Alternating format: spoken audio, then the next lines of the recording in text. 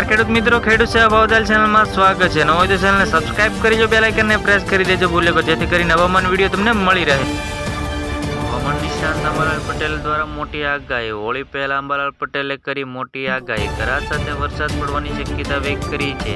જે ગુજરાતના જાણીતા હવામાન નિષ્ણાત અંબાલાલ પટેલ દ્વારા માવઠાની આગાહી કરવામાં આવી છે। જે 19 થી 24 તારીખ દરમિયાન ગુજરાતના ભાગોમાં વિવિધ ભાગોમાં હળવો વરસાદ શક્યતા છે। કેટલાક વિસ્તારોમાં 24 માર્ચ સુધી વાદળછાયું વાતાવરણ રહેશે જે શક્યતા છે। આ સાથે અંબાલાલ પટેલે જણાવ્યું છે કે પશ્ચિમ સૌરાષ્ટ્ર દરમિયાન કિનારાના ભાગોમાં પવન વધુ રહેવાની શક્યતા છે। જે કચ્છના ભાગોમાં પણ પવન ફૂંકાવાની શક્યતા છે। જ્યાં વાદળછાયું વાતાવરણ શક્યતા છે। આ દરમિયાન દક્ષિણ દરિયાઈ કાંઠા કેટલાક વિસ્તારોમાં પવન સાથે હળવો વરસાદ જોવા મળવાની શક્યતા વ્યક્ત કરી છે। જે ગુજરાતના જાણીતા હવામાન નિષ્ણાત અંબાલાલ પટેલે સૌથી મોટી આગાહી કરતા જણાવ્યું છે। જે માવઠાની આગાહી કરવામાં આવી છે।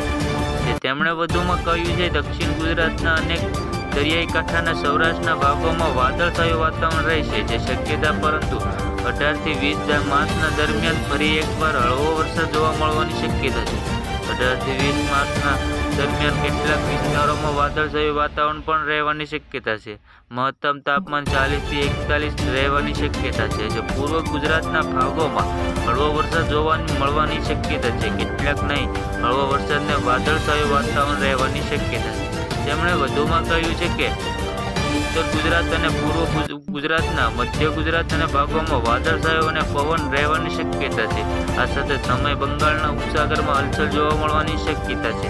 અરબી સમુદ્રમાં જેના કારણે રાજ્યમાં વાદળછાયું વાતાવરણ રહેવાની શક્યતા છે।